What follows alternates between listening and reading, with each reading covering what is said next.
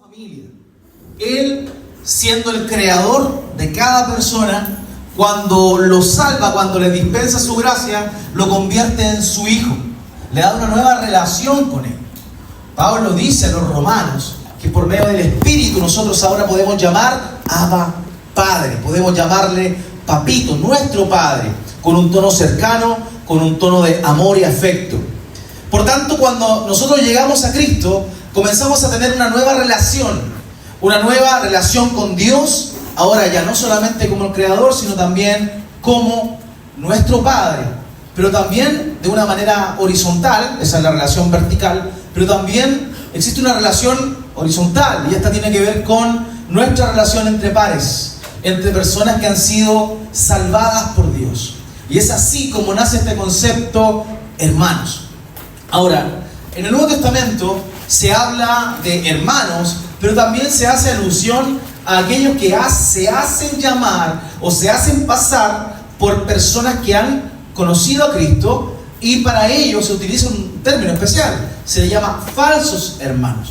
O sea, dentro de la iglesia visible es aquella que se ve, hay personas que efectivamente han sido salvadas por Dios, pero hay otras que no han sido salvadas por Dios, que su corazón todavía no ha sido regenerado, no ha sido transformado, pero son parte igual, por lo menos de la iglesia visible, de lo que se ve.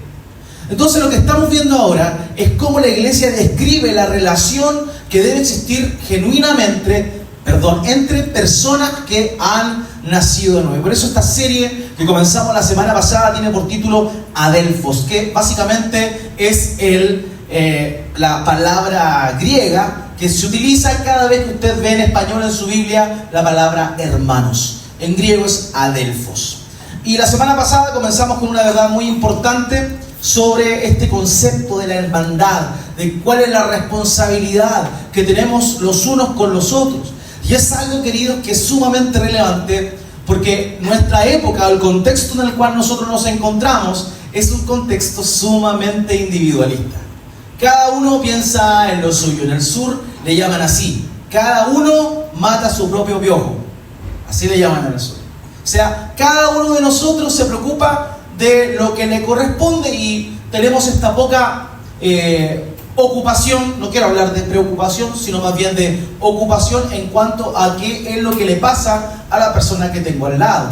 Pero particularmente en este mundo tan rápido y tan volátil, ¿cuál es nuestra relación? ¿Cuál es la relación que nosotros debemos tener entre hermanos en la fe?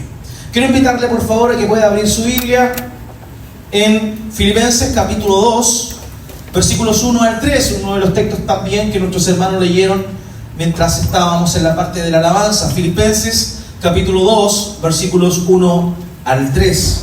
Esa es la lectura, la misma lectura que tuvimos la semana pasada.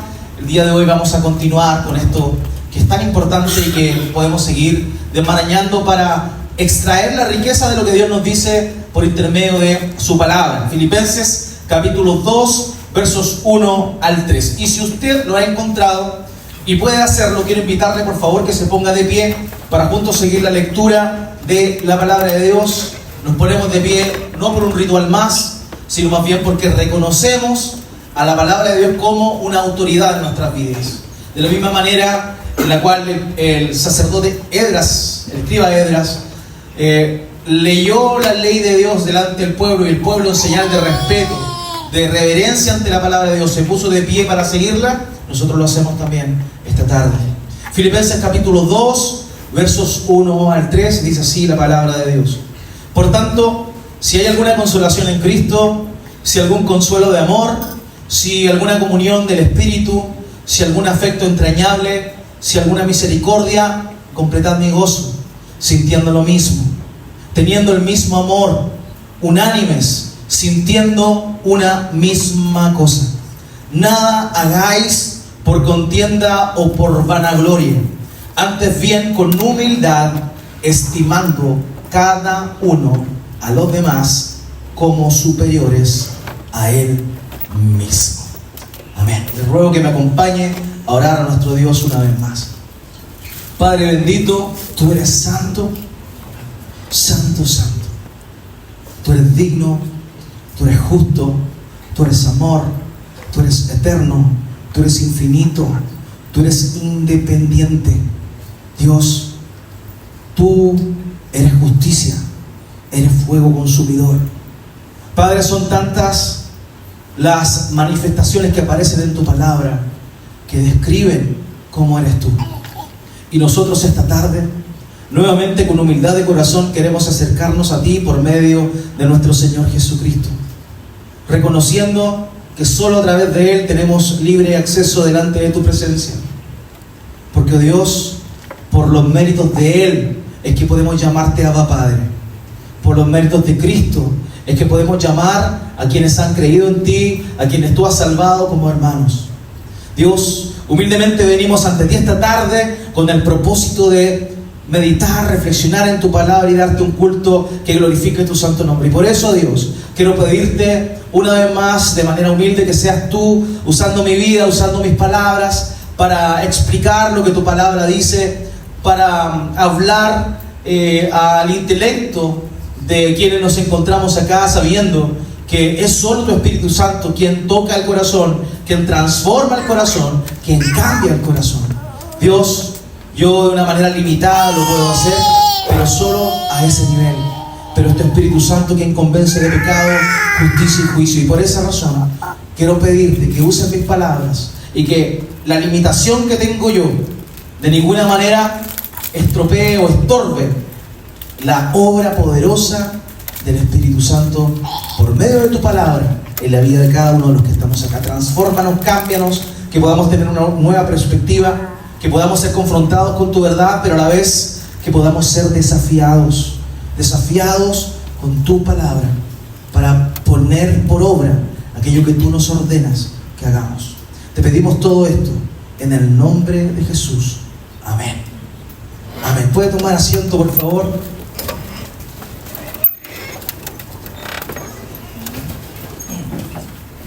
La caída del muro de Berlín fue uno de los eventos históricos que marcó el fin de una guerra que no fue tan interesante de acuerdo al concepto de guerra que nosotros conocemos.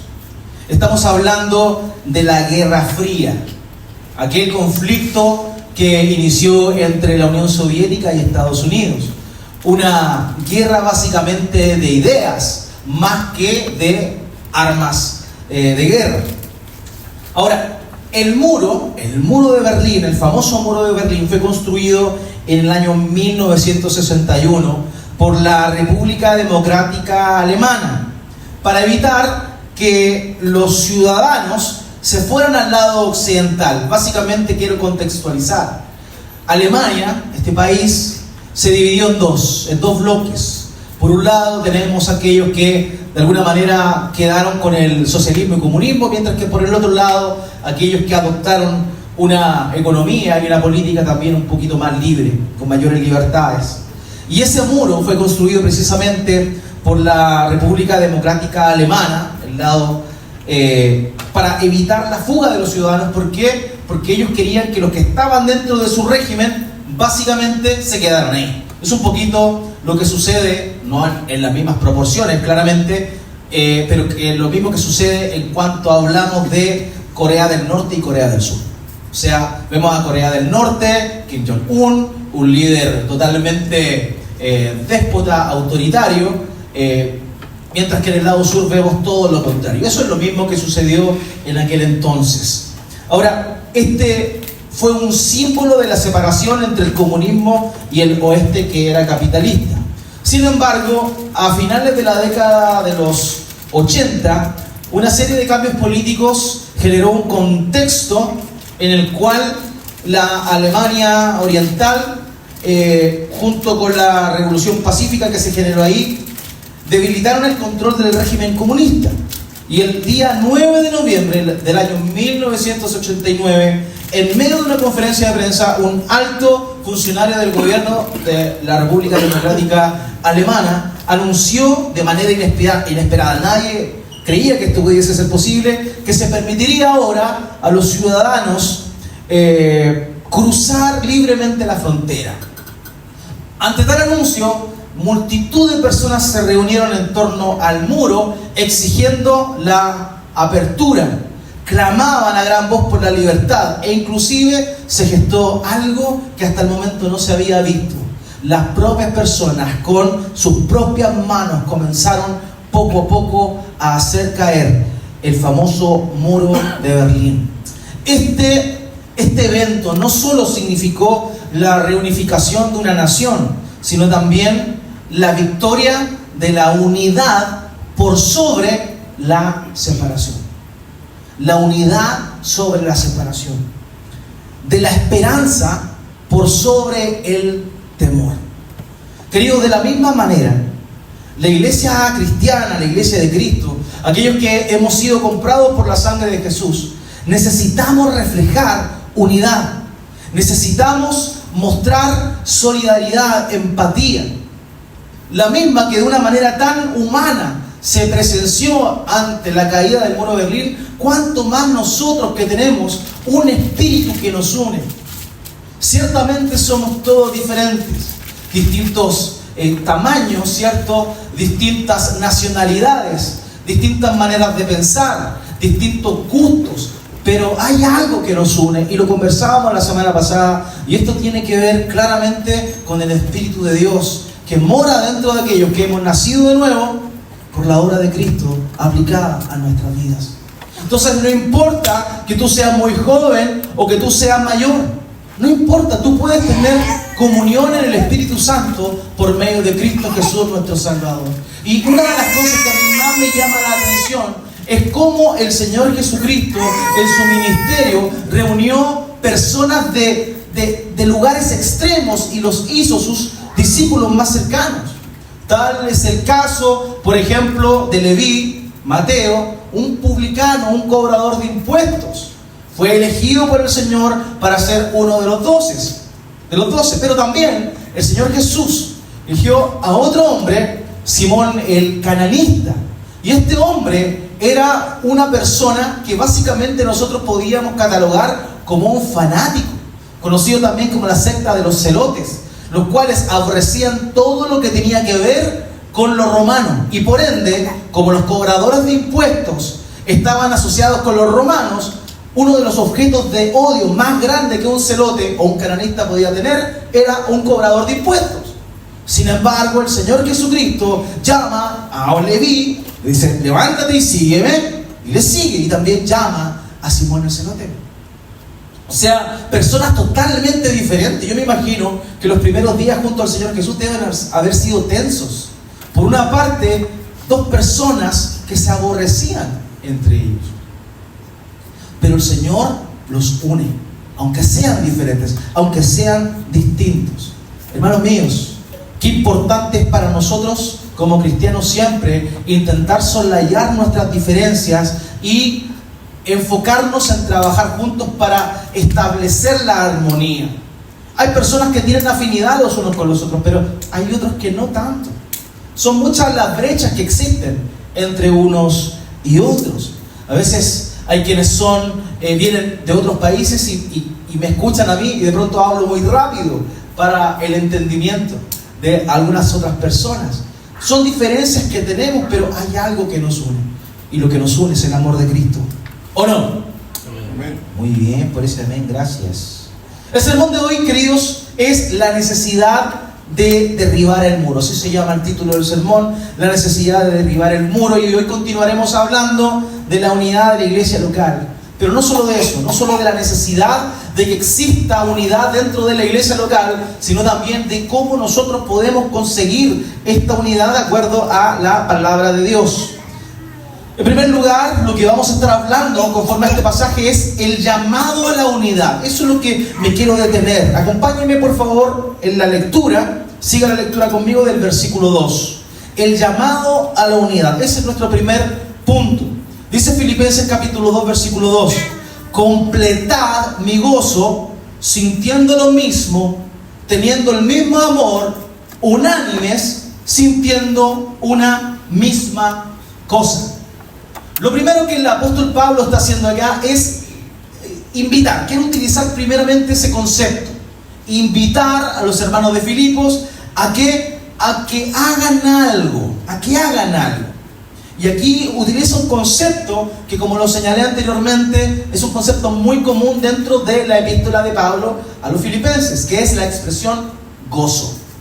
Gozo es algo que no nace simplemente como un efecto de alegría. Hay una diferencia sustancial entre lo que es el gozo y lo que es la alegría. La alegría, bueno, ¿quiénes vieron Intensamente aquí? Vio las dos. Hay algunos que viven intensamente todos los días de su vida, ¿o no? En fin, la alegría, ¿cierto? Es una emoción, pero que normalmente está condicionada a estímulos externos. Por ejemplo, alguien cuenta un buen chiste y yo me río y me brota la alegría, ¿cierto? O de pronto, como les señalé la semana pasada, algunos que son un poco bandidos y el Señor todavía no ha transformado su corazón, van por la calle, ven que alguien se cae, ¡ah! Y se ríen. Esa emoción del momento le genera alegría. Pero existe una diferencia clara entre el concepto alegría y el concepto gozo. El gozo no tiene que ver con situaciones externas. El gozo no tiene que ver con un momento en el cual tú estás pasando, cuyo contexto te genera alegría. El gozo tiene que ver con un estado del corazón. ¿Por qué? Porque si nos vamos a lo que Pablo dice en los Gálatas, el gozo correspondería a una parte del fruto del Espíritu en la vida del cristiano. De manera que el gozo no es alegría, el gozo es un estado del corazón, el cual te permite a ti tener una mirada optimista, no importando el contexto en el cual tú estés viviendo.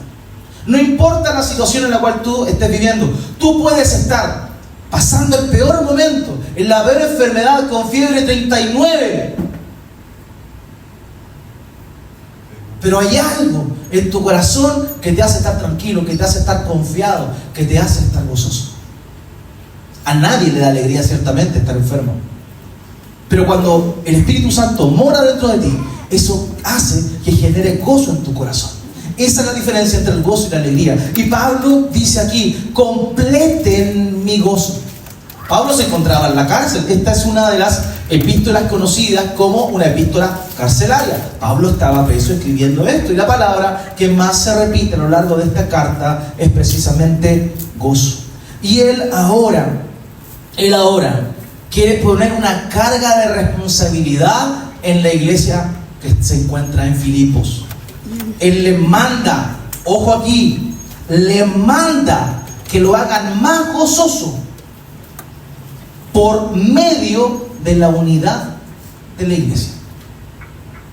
Él estaba gozoso en su corazón, estaba en la cárcel, estaba preso, pero había paz en su corazón. Pero él ahora quiere hacer parte de esa paz y de ese gozo a los hermanos de Filipos. Y le manda, y aquí la palabra completad en el idioma griego está en un tono imperativo. ¿Qué significa eso? Que es una orden, no es una sugerencia, no es si ustedes quieren completen mi gozo, no, es una ordenanza, es una instrucción militar, completen mi gozo.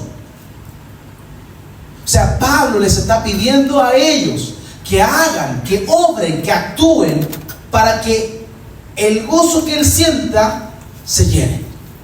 Esa expresión completa en mi gozo es la misma raíz de la palabra que se emplea para referirse a la llenura del Espíritu. Ser lleno del Espíritu, en este caso él quería ser lleno de gozo. Y él apunta a los hermanos y le dicen, yo estoy gozoso, pero ustedes me pueden ayudar. Es más, yo les mando a que ustedes completen el gozo que yo ya tengo en mi corazón por medio de la unidad. De la unidad. Aquí eso es lo que él dice. ¿Saben una cosa, queridos? No hay nada que alegre más a un líder de una comunidad de fe, a un pastor, que ver a la iglesia trabajando por la unidad. Eso motiva de una manera que ustedes no se imaginan. No se imaginan. Hablando con amigos pastores, siempre llegamos al mismo punto. Qué hermoso es ver cuando toda la congregación, particularmente quienes son parte activa de una iglesia, están trabajando, obrando, actuando. ¿Para qué? Para preservar la unidad de la iglesia. La unidad de la iglesia no es algo que le compete exclusivamente a los líderes de esta, sino que cada persona que es parte de una iglesia tiene esa responsabilidad. Cuidar la unidad, velar por la unidad. Saben, en el corazón de cada pastor hay un deseo profundo de ver a su congregación unida. Porque al igual que un árbol que crece con fuerza cuando sus raíces se entrelazan entre sí, también la iglesia de Cristo florece cuando hay unidad. Queridos, cuando un pastor experimenta esta unidad en la iglesia, como un marinero, ¿cierto?, que va con una tripulación leal, juntos navegan por las aguas de la vida, vienen tormentas, pero no importa, porque están juntos y van a llevar juntos a puerto. Queridos, la unidad de la iglesia no solo anima a los pastores, sino también anima a cada miembro en su caminar con Cristo. E insisto, esto no tiene que ver con una cuestión de afinidad, tiene que ver con una cuestión de luchar por tener cosas que va a describir Pablo más adelante. Un mismo sentir, un mismo modo de pensar. Y todo esto no de acuerdo a lo que nosotros creemos, sino más bien enfocado en el carácter de Cristo. Y es aquí el desafío para cada uno de nosotros. Queridos, es importante, importantísimo velar por la unidad de la iglesia. Richard Baxter, un puritano, dijo lo siguiente: el que no es hijo de la paz no es hijo de Dios. Todos los demás pecados destruyen a la iglesia de manera indirecta, pero la división y la separación la derriban directamente.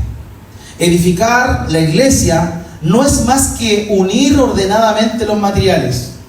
¿Y qué es entonces desunirla sino derribarla? Las muchas diferencias doctrinales han de ser toleradas en una iglesia. ¿Y por qué otra razón sino por la unidad y la paz? Por tanto, la desunión y la separación son enteramente intolerables. Queridos, cuando nosotros nos enfocamos en la unidad, eso hace una iglesia imparable. Lo comentaba la semana pasada y en unas cuantas semanas más nos vamos a detener en esos pasajes. Pero la esencia de la unidad de la iglesia en Hechos capítulo 2 al 4 se manifiesta justamente ¿en qué? Se manifiesta en el poder de crecimiento exponencial que ellos tuvieron. ¿Por qué? Porque la iglesia estaba unida y eso llamaba la atención de las personas. Una congregación unida, como hace el llamado Pablo, apoya a sus líderes. La unidad genera un ambiente donde los líderes pueden ejercer su ministerio con confianza, sabiendo que cuentan con el respaldo de su comunidad de fe. Y eso es sumamente relevante. De esa manera, los líderes pueden enfocarse en sus labores sin distracciones ni divisiones internas, porque puedan desalentarlos, porque toda la congregación está trabajando por un propósito en común. La historia de Nehemías, reconstruyendo los muros de Jerusalén, es un recordatorio poderoso para nosotros. Nehemías no solo trabajó él, cada familia participó en la construcción de un muro alrededor de la ciudad. Y esta colaboración entre cada familia no solo animó a Nehemías, sino que transformó a la comunidad entera. La comunidad entera se volvió al Señor. Del mismo modo, cuando como comunidad de fe nos involucramos los unos con los otros, intencionadamente, y aparte de eso, nos focalizamos en la unidad, el amor de Cristo se manifiesta de una manera que nosotros no podemos contener. O sea, por más que no queramos manifestar el amor de Cristo, cuando estamos unidos, eso brota, eso fluye, y es imposible detenerlo. Pablo quiere lo mejor para la iglesia. Pablo ama a esta iglesia y sabe que lo peor que le puede suceder es que esa armonía en la comunidad de fe se pierda. Y es por eso que versículos más adelante le pide a Evodia y a Síntique que sean de un mismo sentir, que no se desunan entre ellas, porque él quiere apelar a que el poder de la iglesia es el poder de la unidad por medio del Espíritu Santo. No hay nada más terrible para una congregación que la desunión. ¿Y saben quién es experto en desunir? El diablo. El diablo. Esa palabra, diabolos, significa literalmente el que siembra división. Así, tal cual, literalmente, el que siembra división. Eso significa diablo. Y el diablo está siempre ocupado ¿en qué? En dividir. Va a buscar la manera de dividir. Mira, ¿viste lo que dijo el pastor? Mira. Oye, pero tú no piensas así. ¿Viste cómo te miró la hermana? ¿No te saludó? ¿Y por qué no te saludó? ¿Habrá sido porque la otra vez tú dijiste esto y ella escuchó? Y así empieza a trabajar. Así empieza a trabajar en las mentes de las personas, inseminando ideas, sembrando división, y una iglesia que no está ocupada en la unidad termina cediendo ante esta división. Queridos, qué importante es darnos cuenta de esto. El diablo está trabajando en dividir. Tanto Julio César como Napoleón también fueron conocidos por usar esta técnica: divide y vencerás. Porque la desunión es la clave para que se destruya cualquier tipo, valga la redundancia, de unidad. Todos sabemos lo que pasa cuando la desunión ataca el matrimonio. Todos sabemos lo que sucede cuando no hay unidad en el camarín de un equipo de fútbol. Todos nosotros sabemos que lo que destruye a un partido político es justamente la diferencia. Pero ¿saben qué es aún peor? Que también lo es para la iglesia. La desunión y el no trabajar activamente en la unidad genera que nosotros perdamos poder de impacto en medio del mundo en el cual Dios nos ha puesto. Perdemos poder de impacto. Fíjese que Pablo en 1 Corintios capítulo 1 versículo 10, él no lo dice como a los filipenses les ordena. Él les ordena: completen mi gozo, sean unánimes, estén juntos, sientan lo mismo. Él ordena a los filipenses, pero con los corintios es un poquito diferente. Él dice: les suplico, hermanos, en el nombre de nuestro Señor Jesucristo, que todos vivan en armonía y que no haya divisiones entre ustedes, sino que se mantengan unidos en un mismo pensar y en un mismo propósito. En un mismo pensar y en un mismo propósito. Y por eso en nuestro texto de Filipenses capítulo 2, Pablo ordena a los hermanos que completen su gozo diciendo o enunciando una expresión. Él dice: sintiendo lo mismo. Sintiendo lo mismo. Pero ¿qué significa sentir lo mismo? ¿Qué significa sentir lo mismo? ¿Saben? Esa expresión griega nos habla de tener, y aquí ojo en esto, nos habla de tener unidad intelectual y afectiva. Eso. Tener o sentir lo mismo significa tener unidad intelectual como afectiva.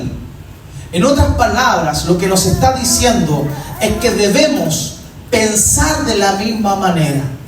Y aparte de pensar de la misma manera, debemos sentir de la misma manera. Pero la pregunta es: ¿pero cómo? Si yo pienso diferente a Abel en algunos temas. Si yo siento de manera diferente a Jano en otras materias. ¿Cómo es posible que seamos de la misma manera de pensar y de la misma manera de sentir? ¿Cómo es posible eso? ¿Quién tranza? ¿Tranza él? ¿Tranzo yo? ¿Tranza él? ¿Tranzo yo? ¿Cómo debo sentir? ¿Estoy yo en lo correcto o está él en lo correcto? ¿O está alguno de ustedes en lo correcto? ¿Cómo saber eso? Y en un mundo donde vivimos hoy día, en el cual propicia estas perspectivas, ¿cierto? Donde propicia justamente el hecho de que tú tienes, comillas, tu verdad y yo tengo mi verdad. Tú ves las cosas de una manera y está bien, y yo veo las cosas de otra manera y estoy bien también. En este mundo que vivimos, podríamos tomar este pasaje y decir, bueno, cada uno tiene su propia manera de pensar y estamos listos, pero no es así. El texto aquí nos está diciendo que nosotros deberíamos tener la misma manera de pensar y la misma manera de sentir. ¿Cómo llegamos a eso? ¿Cómo es posible hacer eso? Y la única respuesta que podemos tener es que la manera de pensar que tenga yo y que tenga Él sea la manera de pensar que tiene Cristo Jesús. Y que la única manera que tenga yo de sentir y que mi hermano tenga de sentir sea como siente el Señor Jesucristo. Hermanos, es la única forma. Él no tiene que transar a mí ni yo a Él. Ambos tenemos que ceder. El lugar donde estamos, nuestra manera de pensar, nuestra manera de sentir y moldearla al carácter de Cristo.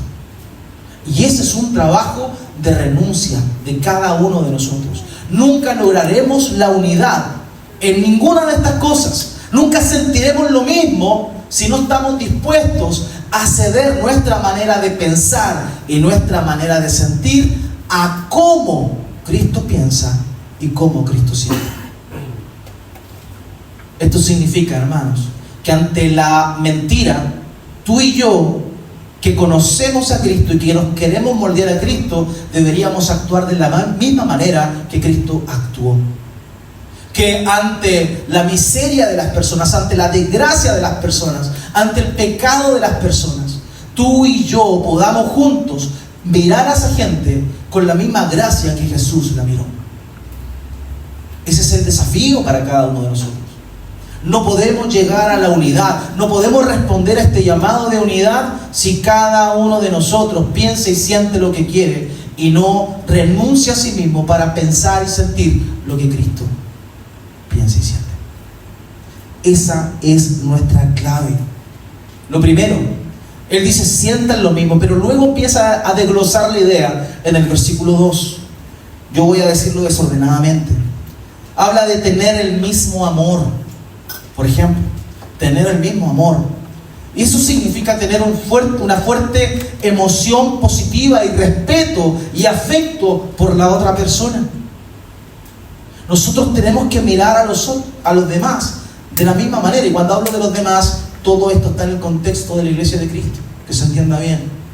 Más allá del desafío que tenemos de amar a las personas que no son parte del cuerpo de Cristo, es evidente el llamado que nosotros tenemos para con ellos.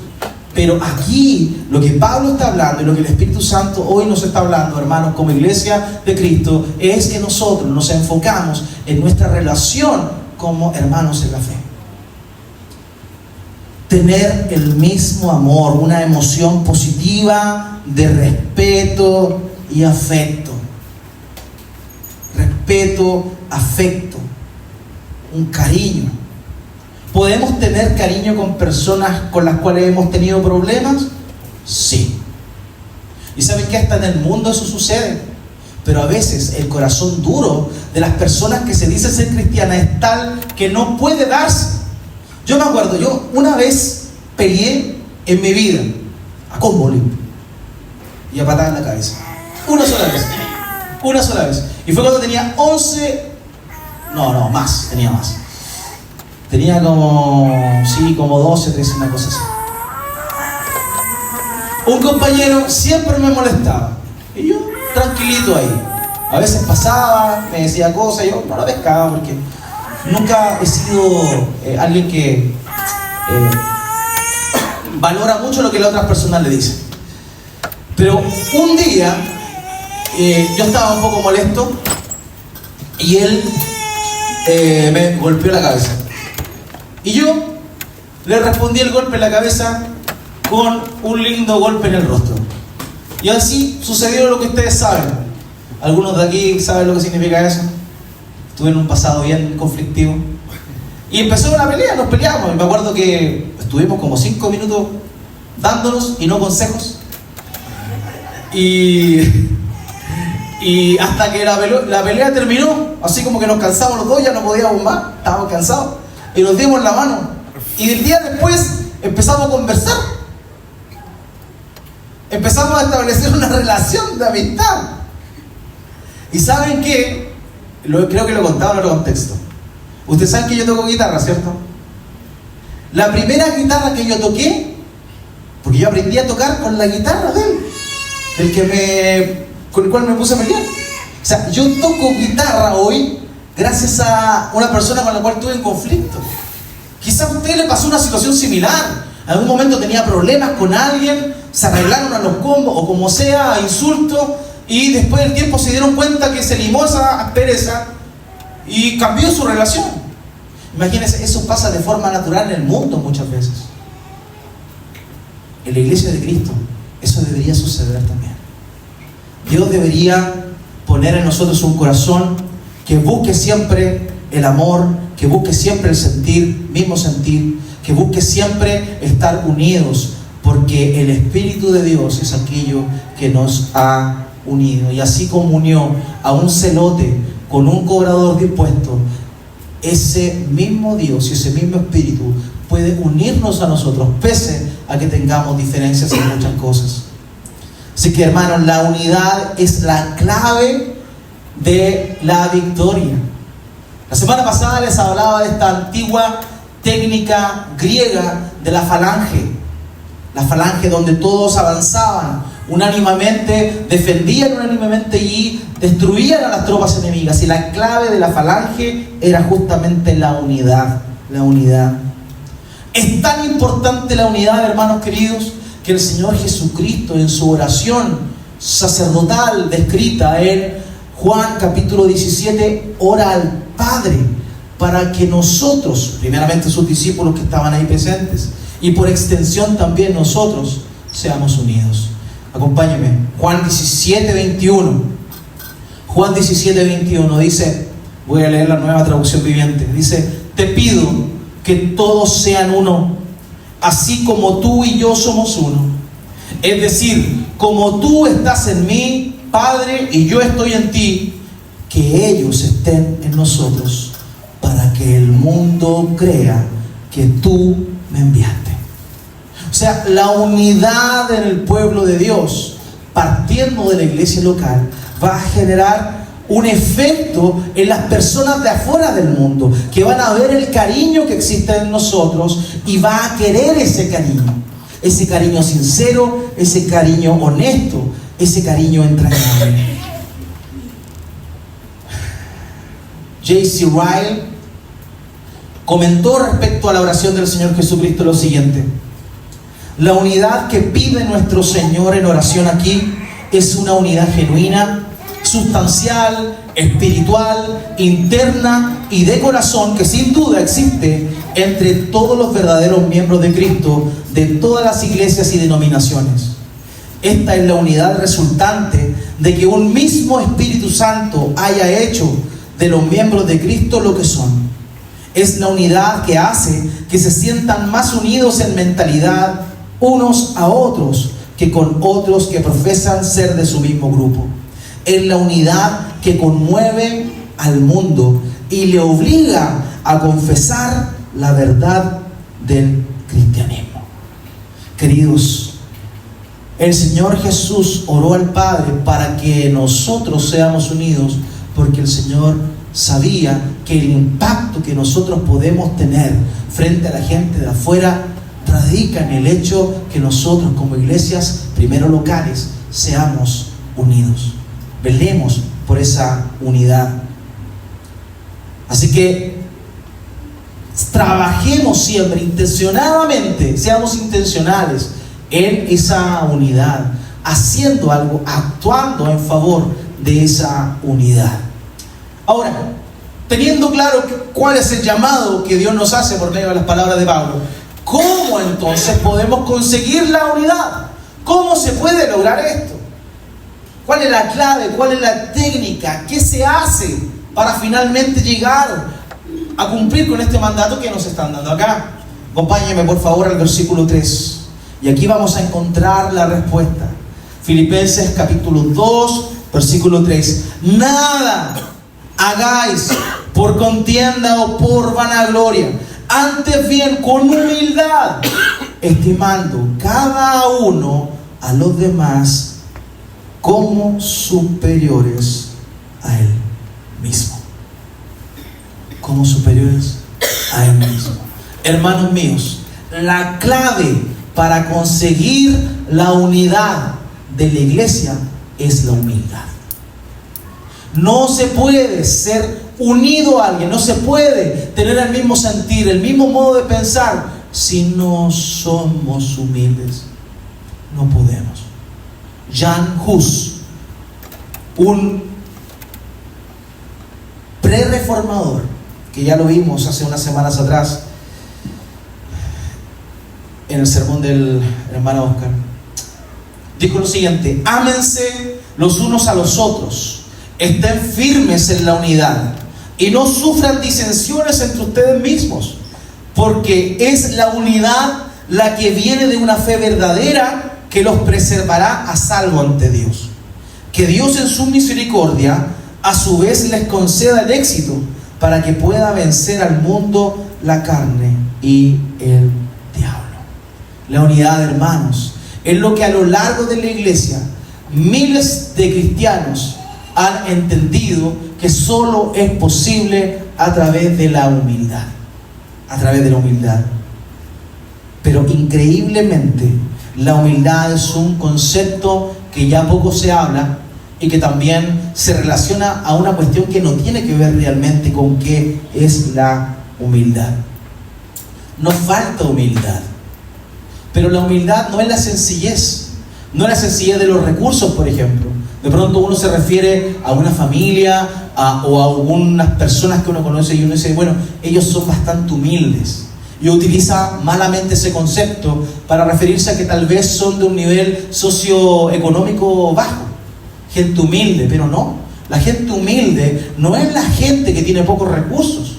Porque yo he visto personalmente en gente de escasos recursos la soberbia más grande que uno podría encontrar en alguien.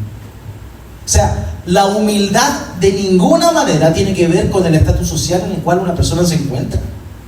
La humildad es un estado del corazón. La humildad es un estado del corazón. Y Pablo les está diciendo aquí a los filipenses que ellos tienen que ser humildes si quieren trabajar y lograr la unidad. Díganme sí o no, que el gran problema y todos los conflictos que nosotros tenemos en cualquier área, queridos, en cualquier área de nuestras vidas, siempre es por causa de la falta de humildad. De uno, de dos o de todos. Siempre los problemas que tenemos tienen que ver en alguna manera con falta de humildad de alguien. Siempre, siempre, siempre, siempre. ¿Y saben qué? Pablo le dice a los filipenses, ustedes sean humildes. Pero el contexto de los filipenses era bastante especial. Filipos era una ciudad que se encontraba en la famosa Vía Ignacia. Y Filipos era una ciudad donde los soldados romanos que habían servido al imperio se retiraban. Toda la gente que vivía en Filipos tenía ciudadanía romana. Y en ese contexto, la ciudadanía romana era algo muy importante porque le daba muchos privilegios. Muchos privilegios. O sea, todas estas personas cristianas de Filipos eran ciudadanos romanos. O sea, tenían un estatus superior al estatus que tenían las demás personas del mundo, conocido hasta ese entonces. Y Pablo les está diciendo, sean humildes. Ellos ciertamente no estaban acostumbrados a esa idea, pero para nosotros tampoco lo es. Porque el enemigo número uno, hermanos míos, de la unidad siempre va a ser el orgullo. Te reto, hermano querido, hermana, a que la próxima vez que estés en desacuerdo en tu casa, con tu esposo, tu esposa, tus hijos, que reconsideres tu respuesta. Reconsidera lo que estás planteando. Analiza tu corazón y ve realmente si eres tú el que se equivocó. Y si te equivocaste tú, pide perdón. Pide perdón. Reconoce que tú fuiste el del error. Da tu brazo a torcer si tú te equivocaste. Muestra humildad, porque sin duda alguna eso va a cambiar. Hijos, si ustedes se equivocan en algo, reconózcanlo a sus padres. Sí, yo fui. Hay algunos que hasta a muerte van y siguen con la cosa. No, sí, no fui. A muerte. Padres, si ustedes se han equivocado en algo con sus hijos, se les pasó la mano, los castigaron muy duro, emitieron juicios apresurados, mire su interior, reconozca que se equivocó y dígale: hijo, hija, perdón, me equivoqué. Porque la falta de humildad es lo que genera precisamente la división. ¿Saben cuántas familias hay que no se hablan? Hermanos que llevan años sin hablarse. ¿Por qué? Porque uno se equivocó, típico, la herencia del papá de la mamá. Uno se equivocó, uno hizo algo indebido y todos los demás ya no podemos hablar con él, no hablan. No son capaces de limar sus asperezas. ¿Saben qué?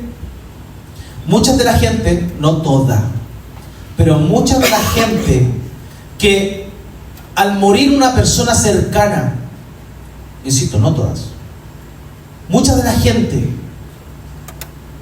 que sufre y llora desconsoladamente cuando muere alguien cercano, es porque en su corazón muchas veces su orgullo la separó de esa persona y tiene el cargo de conciencia de no haber aprovechado quizá el tiempo, de no haberse acercado a la persona en su momento.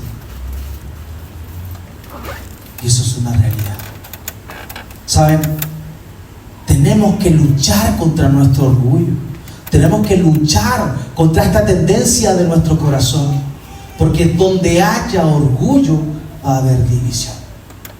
Por tanto, hermanos míos, el camino de la unidad es el camino que Dios nos muestra para poder vivir en unidad. Y esto, de la humildad para vivir en unidad. Y esto no solo aplica a la iglesia, aplica a cada una de las relaciones que tú tienes.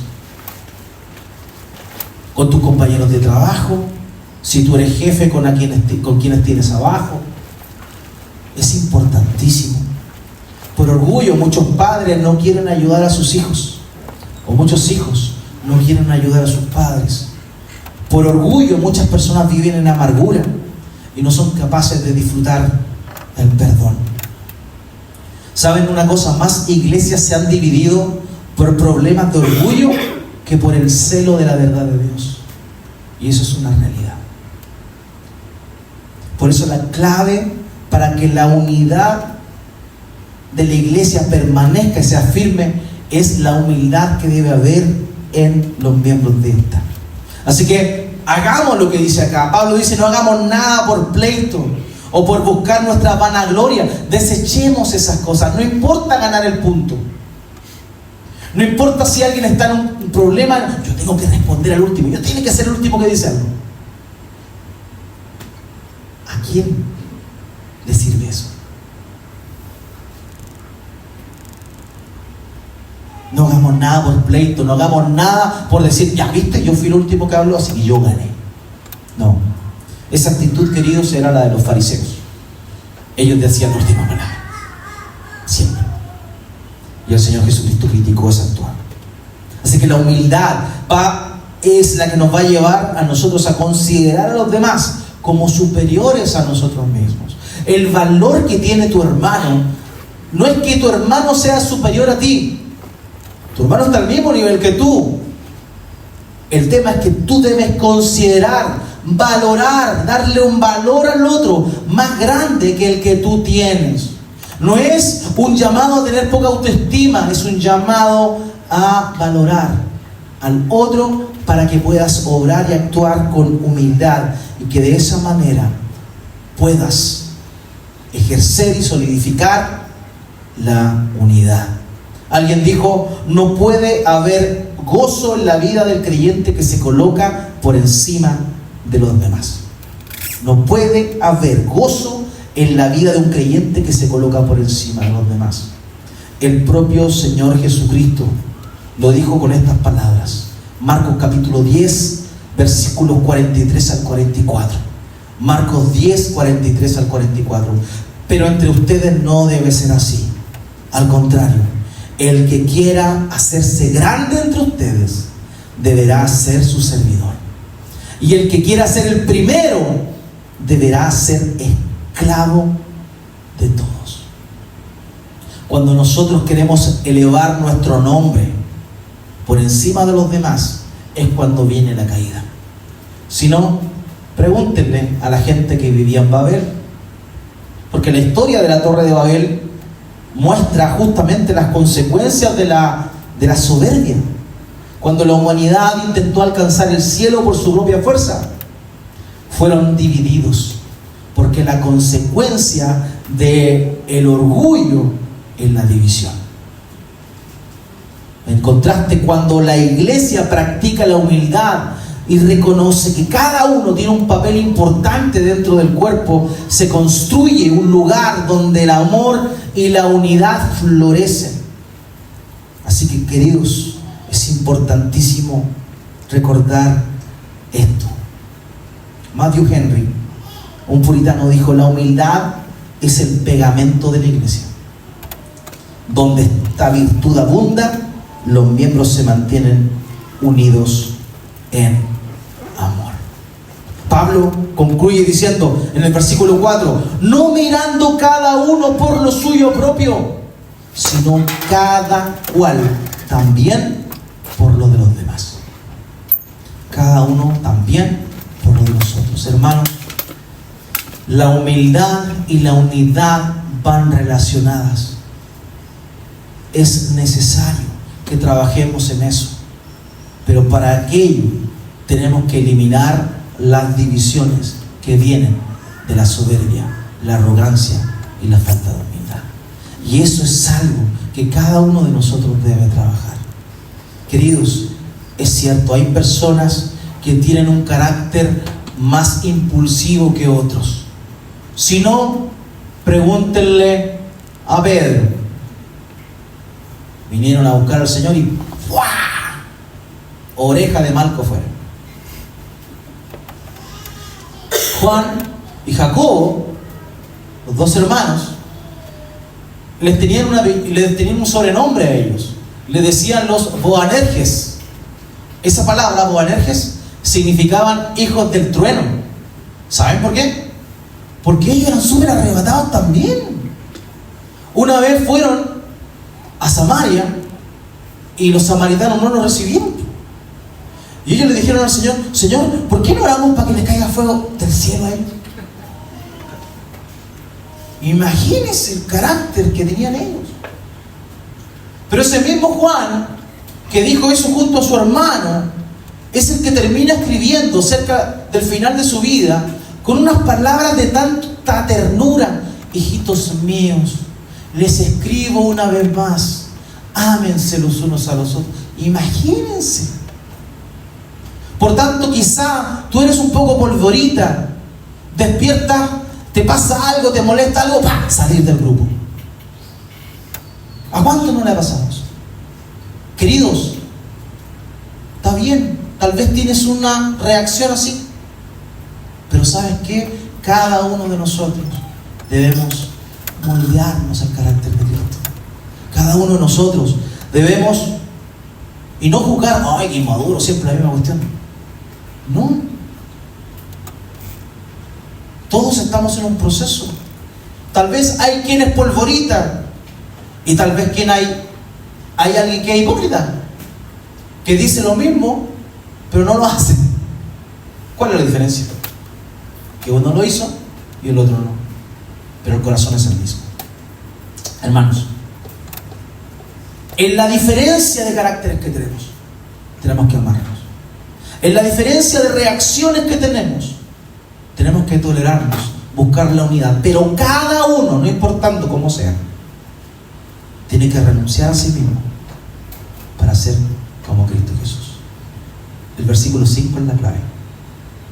Haya pues en vosotros este sentir que hubo en Cristo Jesús, el cual, siendo en forma de Dios, no escatimó eso como cosa a que aferrarse.